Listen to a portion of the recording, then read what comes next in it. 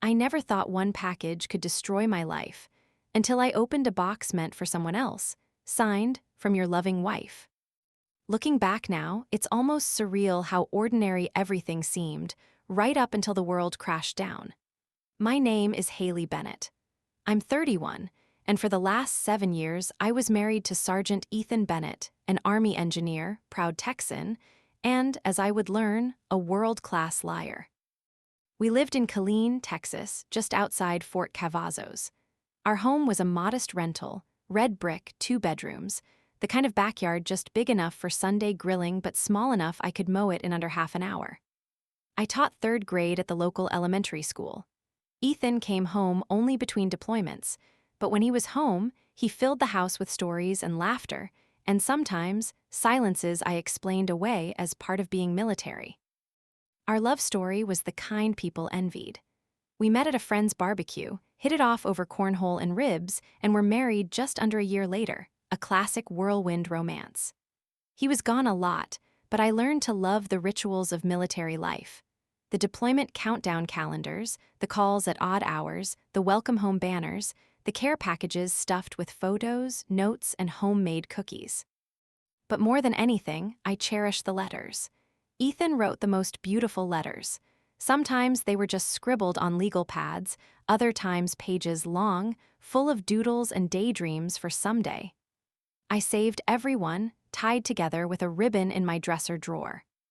The last time Ethan deployed, it was supposed to be 6 months in Germany, supporting NATO operations. We'd FaceTimed the night before he left. He made me promise to send a photo of the dog every Friday, so I won't forget what home looks like. We joked about our favorite takeout, and he told me, soon as I'm back, we'll start trying for a baby. This time for real Hales. The first few weeks were the usual blur of loneliness, lesson plans, and waiting. Letters arrived every other week, just like clockwork, updates about base life, silly stories about his buddies, and reminders of how much he missed me. But somewhere around month 3, the letters slowed. At first I thought it was just the usual Army mail delays, then they stopped altogether. I called the Army Family Support Office, but they said Ethan was safe, still on base. When I finally got an email, it was quick, formal. Busy, love you, more soon. No details, no warmth. My stomach twisted, but I reasoned, maybe stress, maybe classified work, maybe anything but the gnawing possibility something was wrong. A month passed with almost no word. Our dog, Sam, started sleeping on Ethan's pillow every night, whining at the door as if expecting him to walk in any second. My parents called more often, friends dropped by with wine and casseroles. I threw myself into work, PTA meetings, lesson prep, anything to avoid the empty house. Then, on a drizzly Friday in March, I came home to a box on my porch. No return address, just to Sergeant Ethan Bennett, care of Mrs. Haley Bennett. My heart did a weird flip, maybe a belated care package from his unit, but when I opened it, my world started to tip. Inside was a hand-knit scarf, a child's crayon drawing, and a card written in a neat, unfamiliar hand. To my dearest Ethan, stay safe for us. Love always, your wife, Mila. Your wife, Mila. I stared at the name for what felt like years, flipping the card over, looking for some logical explanation. But the handwriting was real, the language personal, details only a spouse would know. I scanned the rest of the package.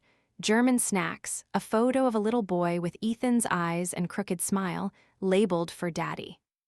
My mind raced through every possibility. A joke, a mistake, some kind of weird Army buddy tradition. I dug through the packing materials, desperate for a clue, but there was nothing, just the evidence of a second life. I spent that night packing my living room, clutching the scarf, mind spinning in every direction. I reread Ethan's old letters, looking for clues I might have missed. I checked social media, searching for Mila Bennett, Ethan Bennett Germany, anything that could make sense. But his profiles were locked down, just like most military families. Nothing. Sleep was impossible. Every creak of the house, every ping on my phone, set my nerves on edge. I alternated between rage and denial, sobbing and furious muttering. By dawn, I was left with only one truth. I didn't know my husband at all. When the army finally announced the battalion's return date, I was determined to get answers. I RSVP'd for the closed ceremony, family only, no media, no outsiders. But before that, I called the support office again, asking, "Is there anyone else listed as Sergeant Bennett's emergency contact?" The woman on the other end hesitated. "I can't give out that information, ma'am." "But what if there's a mistake?" I pushed. "I got a package, it wasn't from me.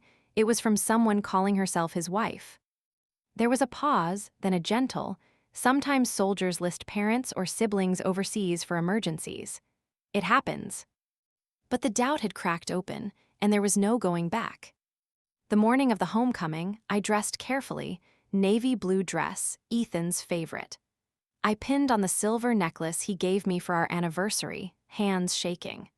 I wondered if Mila would be there, if she would look like the woman from the photo, or if I'd recognize the boy with Ethan's eyes. The base was crowded, buzzing with emotion, families holding signs, children clutching teddy bears, women nervously fixing their hair. I spotted my friend Rachel, whose husband was in Ethan's unit. She waved me over. "You look pale, Hales, nerves." "Something like that," I whispered, eyes scanning the crowd. When the soldiers marched in, I searched for Ethan, tall, tan, always grinning. He found me quickly, his face lighting up, but there was a flicker of something else, a hesitation, as he jogged toward me. He hugged me tight, but the embrace was awkward, stiff. I breathed in the familiar scent of his uniform, tried to hold on to the life I thought I had. "Hey, beautiful," he murmured. I wanted to scream, to demand the truth right there. But I smiled, letting him lead me out of the crowd. Out of the corner of my eye, I saw a woman with dark hair and a little boy in tow, standing off to the side, searching the sea of uniforms. Our eyes met. She looked at me with confusion, then understanding. She clutched the boy's hand, her face drained of color. My heart pounded. I let go of Ethan's hand, walked straight to her, every step feeling like a lifetime. "Are you Mila?" I asked, voice trembling. She nodded, glancing at Ethan, who now stood frozen, caught between us. The little boy looked up at me, then at him, then back at his mother. I swallowed hard, forcing out the question that would change everything. "How long?" Mila's eyes filled with tears. 4 years, we were married, I didn't know," she turned to Ethan, her voice cracking. "You told me you were divorced." Ethan stammered, I can explain." But there was nothing left to explain. In that moment, 2 wives, 2 lives, 2 sets of dreams collapsed in on themselves. And Ethan, my husband, her husband, stood at the epicenter, silent, exposed. That was the moment my old life ended, and a new, much harder chapter began. The silence after that confrontation was deafening. I remember standing there, in the middle of that military parking lot, holding a stranger's gaze while our shared husband stood frozen between us. Soldiers reunited with their families all around, laughter, tears, kisses, and here we were, 3 adults and a confused little boy, locked in an impossible standoff. Ethan finally spoke, but it was just a string of apologies. "Haley, Mila, please, just let me explain. It's not what it looks like, I swear." Mila cut him off, voice trembling but fierce. "You told me you were divorced. You said she was your ex. You let me marry you. You let me have your son." She stopped, wiping at her eyes as the boy clung to her skirt. I felt sick, numb all over. The questions tumbled out of me, sharp and relentless. "How many years? How many deployments did you have 2 wives, Ethan? Did you ever plan to tell me? What about our plans for a baby? Was that just a backup for you?" He shook his head, stammering excuses, loneliness overseas, paperwork delays. "I was going to fix it, Hales, I just needed time." The lies piled up, each more absurd than the last. It was like watching a building collapse in slow motion, bricks tumbling in a cascade of betrayal. Mila and I exchanged glances, a silent understanding passing between us. I realized then she was as much a victim as I was. She didn't know about me. She had believed the stories, the love, the promises. I looked down at the boy, who stared up with wide brown eyes, Ethan's eyes. my heart twisted with rage and pity all at once. We didn't make a scene. No yelling, no fighting. Just three broken people and a child in the chaos of an army homecoming. Mila took her son's hand and turned away, disappearing into the crowd. I followed Ethan to the car in silence, every step weighted with the knowledge that nothing would ever be the same. The ride home was suffocating. I stared out the window, hands clenched in my lap. Ethan kept trying to talk, but I didn't want to hear it. Not now, maybe not ever. At home, I grabbed a suitcase and started packing. He tried to stop me, blocking the bedroom door. "Haley, please, don't do this. I know I screwed up. I'll fix it. I'll talk to Mila, I'll get a divorce." I pushed past him, ice in my voice. "You lied to me. You lied to her. You have a child I never knew about. There's nothing left to fix." He broke down, sobbing, begging. I felt nothing. Just an empty ache where my marriage used to be. That night, I checked into a motel on the edge of town. I called my mom, told her everything. She cried, then told me to come home, but I needed time to think. I needed to be somewhere that didn't smell like Ethan, that didn't have memories clinging to every corner. I didn't sleep. Instead, I replayed every conversation, every deployment delay, every odd moment Ethan had brushed off as army business. The missed anniversaries, the birthday he forgot, the sudden weekend trips that never made sense. It all fit together now. The picture that emerged was ugly, but it was real. I started writing a timeline. Dates, emails, letters, anything to bring order to the chaos. I called Rachel, my friend from base, and told her everything. She listened, swore, then told me quietly, "You're not the first. This stuff happens more than you'd think. Sometimes the army helps you, sometimes not so much." Mila called me the next day. Her English was careful, precise, accented but clear. "Can we meet?" she asked. "I need to understand." We met in a coffee shop on the edge of base. She brought her son, Lucas, a shy, serious child who clung to her sleeve. Mila was tall, striking, her hair pulled back in a neat ponytail. She looked exhausted. We talked for hours. She told me how she'd met Ethan in Germany at a base event, how he'd swept her off her feet with stories about Texas and dreams of a big American family. He'd sent her the same kinds of letters, the same promises. They married in a small town hall, just like we did. Lucas was born a year later. "He said you were gone," she whispered. "He said it was over." I showed her photos from our wedding, old letters, our Christmas cards. Her face crumpled. "He's such a good liar." We pieced together his double life, rotating deployments, holidays with me, birthdays with her and Lucas. Even the army stress and restricted communications made sense now. He was just juggling two families, two realities. By the end of the meeting, we were both crying. But through the hurt, something else formed, a bond. Mila wasn't my enemy. She was my ally in this strange, surreal war. Back at the motel, I started researching military bigamy, family law, fraud. The forums were full of horror stories, women like me and Mila, left behind, sometimes ignored by the army, sometimes shamed for airing dirty laundry. But there were also stories of women who fought back, who sued, who took control. I called a lawyer the next morning. "My husband is a soldier," I said, "and I just found out he has a second wife overseas. What do I do?" The lawyer, a tough woman named Denise with a no-nonsense attitude, told me bluntly, "You have options. You and Mila both. If he committed fraud, you can sue. If he lied to the army, there are consequences. But the military protects its own, you'll have to be loud." She explained the steps. Document everything, gather evidence, prepare for a long, ugly fight. I called Mila, told her what I'd learned. She was silent for a long moment. Then she said, "Let's do it, together." We agreed not to go to the police or command, at least not yet. We wanted to hit him where it hurt most: his wallet, his reputation, his future.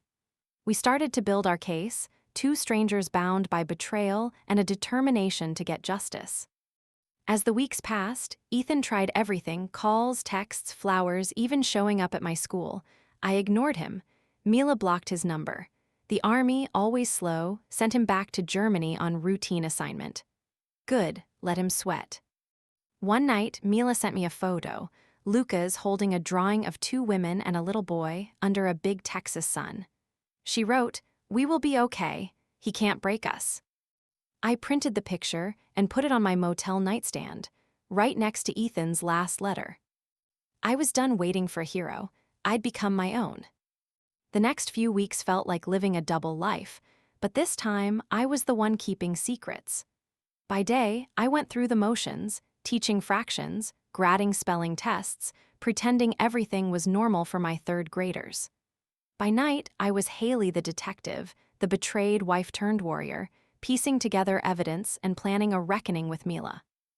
We spent hours on video calls, each comparing calendars, bank statements, photos, and flight logs.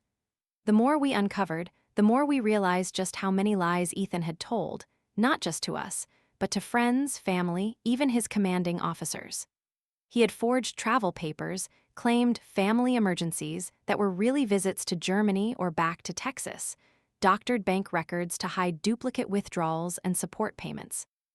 I thought about all the anniversaries he'd missed, the times he'd sent a single rose and a card that read, "I'm sorry, babe, military life." Now I could see it. Sometimes he was buying 2 sets of flowers at once. Denise, my lawyer, was relentless. "You need a paper trail. The army will try to bury this, but they can't ignore documented fraud." She coached me on what to collect: wedding licenses, photos, emails, texts. Mila was more organized than I was. She even had hospital bills from Lucas's birth with Ethan's name on them. Sometimes, the pain and anger felt overwhelming. I'd cry on the kitchen floor, wondering how my life had turned into a true crime podcast. Sometimes I'd laugh at the absurdity. My marriage now a file in a lawyer's office, my love letters tagged as Exhibit B. But through it all, Mila became my sister in arms. We shared stories about Ethan's quirks, his love for barbecue, his habit of singing country songs off-key, the way he'd cry at cheesy movies. There were times we found ourselves laughing in spite of everything, realizing we knew the same man in 2 different worlds. Lucas, too, became part of my daily life. Mila would put him on the phone, and he'd show me his Lego creations or ask when he could visit Texas. It was strange how quickly I came to care for him. Maybe it was the innocence in his face, or the way he made Mila smile again. Ethan, meanwhile, grew more desperate. He called from burner numbers, left voicemails pleading for forgiveness. Once, he sent a 3-page email confessing everything: how the loneliness of deployments broke him, how he'd tried to build a life with Mila to fill the emptiness, how he never meant to hurt anyone. "I love you, Haley. I love you both. I don't know how it got this far." I didn't reply, neither did Mila. The legal process was slow, agonizingly so. Denise filed paperwork for divorce on my behalf, and Mila did the same in Germany. We coordinated with translators, notaries, international law experts. The bigamy charges were complex.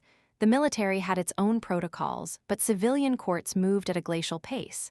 Denise warned us, "Don't expect quick justice, but you're making waves. Command is paying attention now." We started leaking our story, carefully, to online forums for military spouses. The reaction was explosive. Dozens of women reached out, sharing their own stories of betrayal, some eerily similar, some even involving the same deployment rotations. I realized just how common this was, how many women were told to just move on or keep quiet to protect a soldier's career. Mila and I made a pact: we wouldn't be silent. We drafted a joint statement, anonymized for now, detailing our experience and our intention to hold Ethan accountable. We sent it to a military families advocacy blog, and within a week, it went viral. The comments were a mix of outrage, sympathy, and support. "He doesn't deserve either of you. You are so strong. Expose him." The Army, finally, reached out. Ethan's command called me in for an informal conversation. They wanted to know if I planned to pursue criminal charges, if I would consider the reputational impact. I sat across from a major in a crisp uniform, his office lined with medals. He offered sympathy, then hinted, Sometimes these things are best handled quietly, for the unit's sake, for your own. I looked him in the eye and said, "With all due respect, sir, this isn't just about me. This is about the next woman, the next kid. I won't be quiet." That night I told Mila, "We're in this together, no matter what." Our next step was to hire a private investigator. Denise recommended a woman named LaTanya, a former Army MP. She dug into Ethan's background, deployments, travel, communications. Within days, she'd uncovered emails, WhatsApp chats, even old photos Ethan had tried to delete. The evidence was overwhelming. 2 wives, 2 households, 1 man running a lie on 2 continents. We prepped for court. Depositions, affidavits, interviews with friends and family.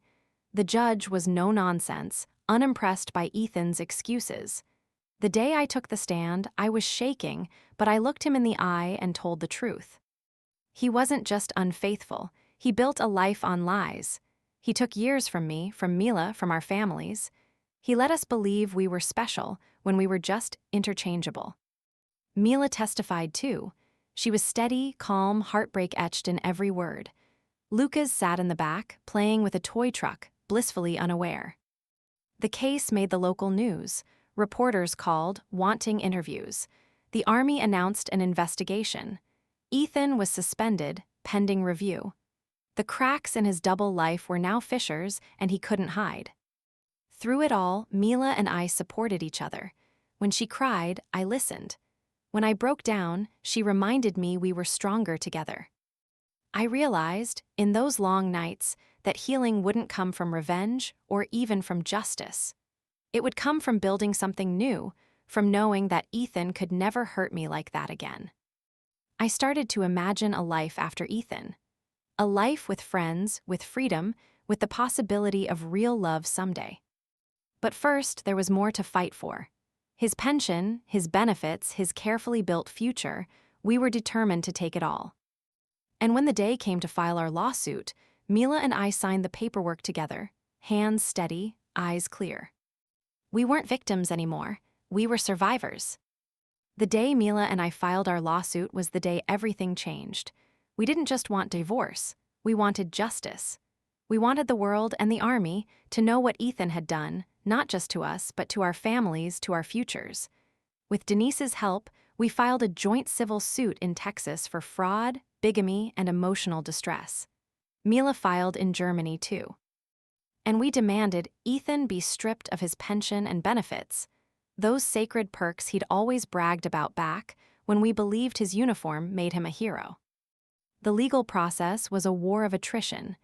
Ethan's lawyers tried every trick, delay tactics, settlement offers, threats to countersue for defamation. Denise just laughed. Let him try, the evidence is bulletproof. Meanwhile, the Army's own investigation dragged on. There were interviews, emails, uncomfortable meetings on base with men in pressed uniforms who seemed more annoyed by the bad PR than the actual betrayal. But the facts were there.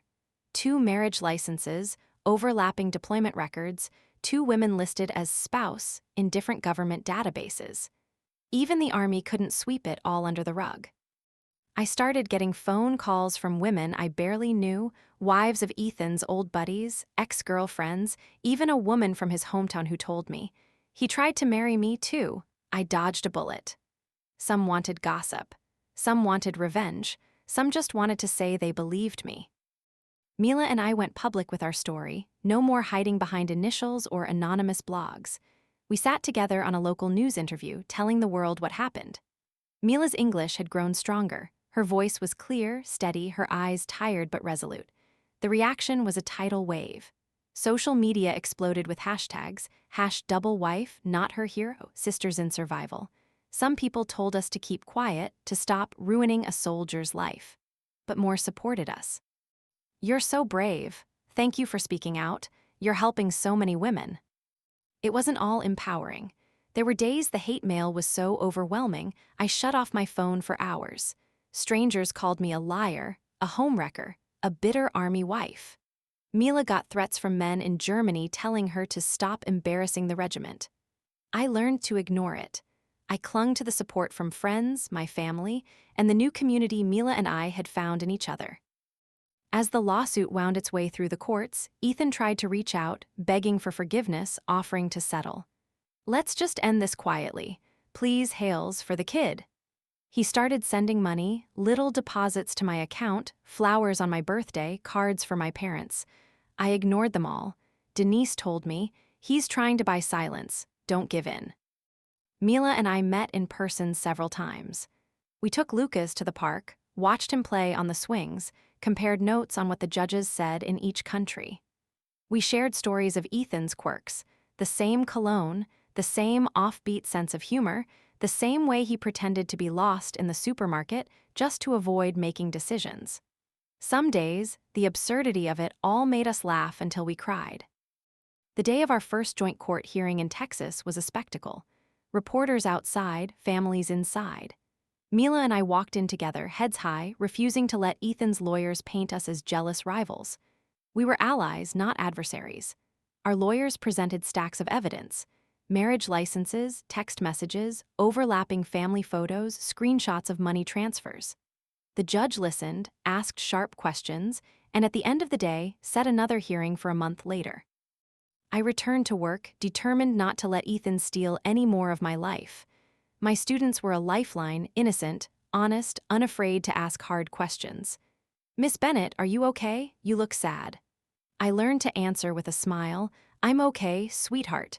Grown-up stuff, but I'll be fine." Mila threw herself into work too, teaching at an international school, building a life for Lucas in Berlin. We sent each other pictures. Lucas in a cowboy hat, Sam the dog sprawled on my couch, both of us slowly stitching our lives back together. Ethan's military review came next. The Army finally charged him with conduct unbecoming, fraud, and bigamy. He faced a tribunal, his career on the line, the pension he valued so highly slipping through his fingers. He pleaded for leniency, talked about his years of service, the sacrifices he'd made. But the panel didn't care. They saw the facts. They stripped him of rank and benefits, dishonorably discharged him after a decade of service. He lost everything. Mila and I watched the news together over video call, both silent for a long time. Then she smiled, a small, satisfied smile. "He can't hurt anyone now." But the real victory wasn't the legal win. It was what came after. Mila and I filed for joint damages, and the courts ruled in our favor. Ethan was ordered to pay restitution to both of us, to cover the costs of the double life he'd built and destroyed. It wasn't about the money. It was about reclaiming our stories, our futures. After the verdict, I sat on my porch, sipping sweet tea in the Texas sun, and realized for the first time in months, I felt free. But closure isn't the same as healing. There were still hard days ahead. Lucas struggled to understand why his father was gone. I sometimes woke up thinking I heard Ethan's footsteps in the hall, only to remember I was alone. But Mila and I had each other. We had survived. Together, we began to dream about the future, about raising Lucas between two continents, about maybe, one day, trusting someone new. Our story wasn't over, but we were writing the next chapter ourselves. I wish I could say that after the court cases ended, the hard part was over. But real life isn't like that.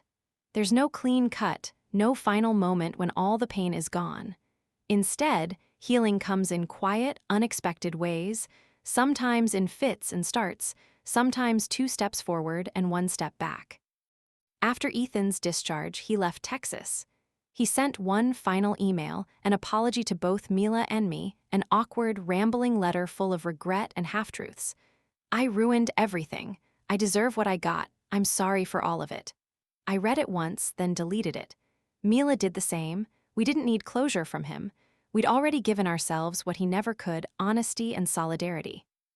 With the media storm dying down, I focused on rebuilding my life. I moved out of our old house, renting a small apartment closer to school. I painted the walls bright yellow, filled it with plants, and let Sam, the dog, sleep at the foot of my bed every night. My parents visited often, bringing home-cooked meals and gentle encouragement. "You're so much stronger than you think, Haley," my mom would say, hugging me tight. Work was a comfort. My students were curious, unfiltered. One day, a little girl asked, "Miss Bennett, why did you cry at recess?" I knelt down and told her the truth as simply as I could. Sometimes grown-ups get sad, but we can still be okay. We keep going. Their acceptance made it easier for me to accept myself, flaws and all. Mila found a rhythm too. She stayed in Berlin, focusing on Lucas and her teaching. We video chatted every week. Sometimes Lucas would show me his latest Lego tower, sometimes he'd just want to say hi to Sam. Mila and I shared everything, our struggles, our little victories, our plans for the future. One day, she told me she'd started seeing a therapist. "It's helping. I'm not as angry all the time. I want to forgive for Lucas's sake and for mine." I decided to try therapy too. My counselor, Dr. Sanders, helped me unpack the guilt and shame, the feeling that I'd missed something obvious, that I should have seen the signs sooner. She taught me to let go of Ethan, of blame, of the dream I'd built around him. Together, Mila and I worked on a new dream, giving Lucas a sense of family, even if it didn't look traditional.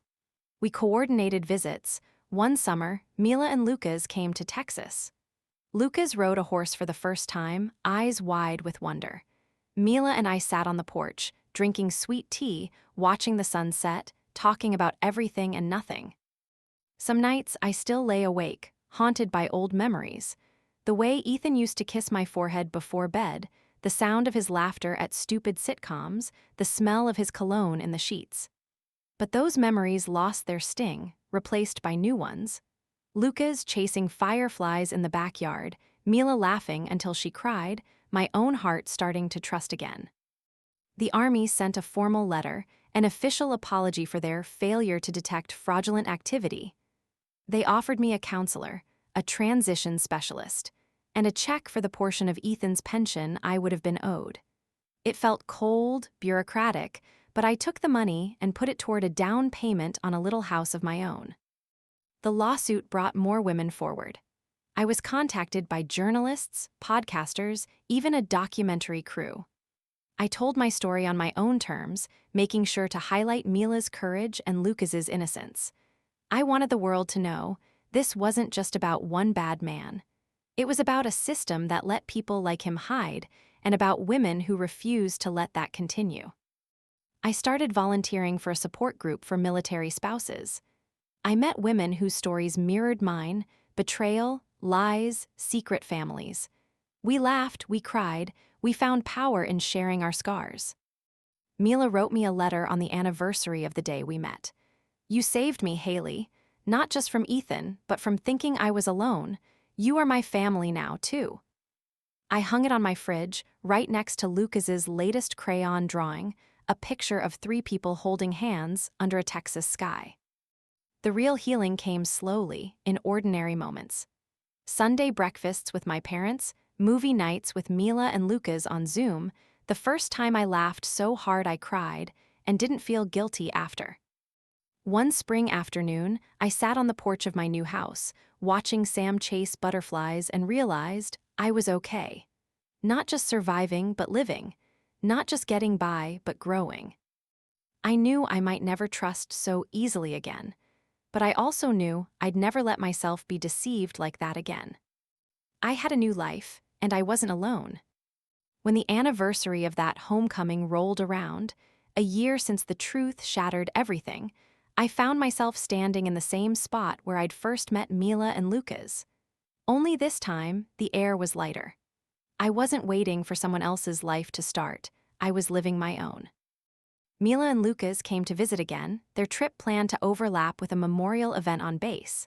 It was a strange, bittersweet feeling to walk those halls as 2 women forever changed by the same man, but this time, with a bond no one could break. Lucas ran ahead, waving at soldiers and tugging on Mila's hand. I saw Ethan just once in the distance, a shadow among other uniforms, older, hunched, and very much alone. He didn't approach. He wouldn't dare. We stood together at the ceremony, heads bowed. Afterwards, we found a quiet bench near the playground. Mila reached over, squeezing my hand. "We made it," she whispered, tears glinting in her eyes. Lucas climbed onto my lap, babbling about the horses he'd seen, asking if we could visit a rodeo next summer. For a moment, the weight of the past vanished, replaced by hope, laughter, the warmth of sunlight on my face. Later that night, back at my house, we cooked dinner together, 3 generations of women on FaceTime with my mother, Luca's setting the table, Sam begging for scraps. We toasted with sweet tea and Mila raised her glass. To freedom, to truth, to family, no matter how it's made. After Mila and Lucas left, I sat with a stack of old letters, the ones Ethan sent from overseas, the ones I'd tied with ribbon years ago. I reread the first one, noticing how even then, the seeds of his deception were hidden between the lines. But instead of grief, I felt gratitude. I wasn't that naive woman anymore. I had faced betrayal and built a new life from the ashes. I started writing again, this time not to Ethan, but to myself. A journal of lessons learned, hopes for the future, things I wanted to remember if I ever doubted my worth again. I filled pages with truths I wished I'd known. Love isn't always loyal. Sometimes, the bravest thing you can do is walk away.